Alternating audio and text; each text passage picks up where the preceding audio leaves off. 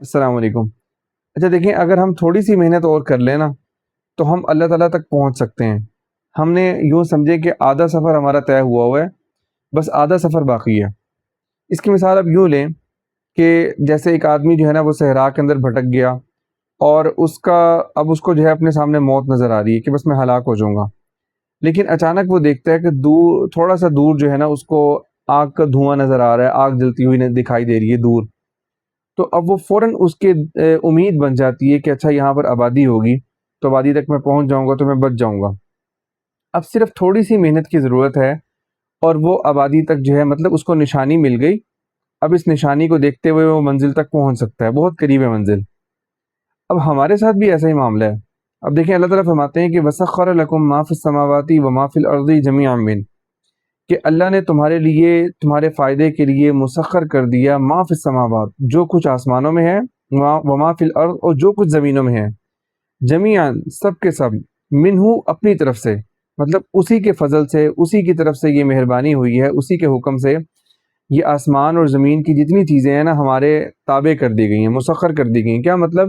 کہ ہمارے فائدے کے لیے بنا دی گئی ہیں، کہ ہمارے ان سے فائدہ اٹھانا ہمارے لیے ممکن کر دیا گیا، ہم ان سے فائدہ اٹھا سکتے ہیں۔ ٹھیک ہے، ہم سورج، آسمانوں کا نظام ہے، سورج چاند ستاروں کا نظام ہے، اور زمین کی چیزیں ہیں، یہ ساری کی ساری جو ہے نا ہمارے فائدے کے لیے ہیں۔ اچھا آگے دیکھیں، اب مطلب یہ ساری کی ساری نعمتیں ہمیں حاصل ہیں نا، ان ساری چیزوں کو ہم دیکھ رہے ہیں، سورج کو نکلتا ہوا دیکھتے ہیں، چاند کو گھٹتا ہوا بڑھتا دیکھتے ہیں، زمین کے اوپر کی چیزوں کو دیکھتے ہیں، یہ ساری کی ساری نعمتوں کو ہم دیکھ رہے ہیں اپنے آنکھوں سے، کھلی آنکھوں سے ان کا مشاہدہ کر رہے ہیں۔ اچھا اللہ تعالیٰ آگے فرما رہے ہیں کہ ان فی ذالک لآیات، بے شک ان کے اندر نشانیاں ہیں، لقوم یتفکرون، اس قوم کے لیے، ان لوگوں کے لیے جو تفکر کرتے ہیں۔ اب تفکر کسے کہتے ہیں؟ کہ گہری سوچ، ایسی گہری سوچ کہ جو آپ کو کسی نتیجے تک پہنچا دے۔ ٹھیک ہے، ایسی گہری سوچ، گہرا سوچ کہ آپ کسی دلیل کو دیکھتے ہوئے، کسی نشانی کو دیکھتے ہوئے منزل تک پہنچ جائیں، مقصود تک پہنچ جائیں، تو یہ تفکر ہوتا ہے۔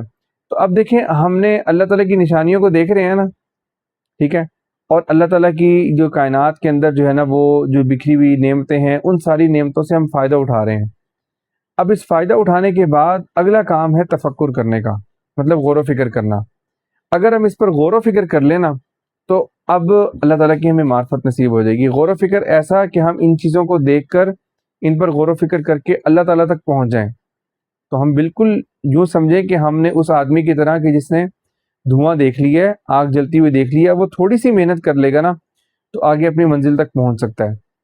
تو ہم اللہ تعالیٰ کی نعمتوں سے فائدہ اٹھا رہے ہیں، نعمتیں ہم نے دیکھ لی ہیں، بس اب اس کے اوپر غور و فکر کرنا ہے۔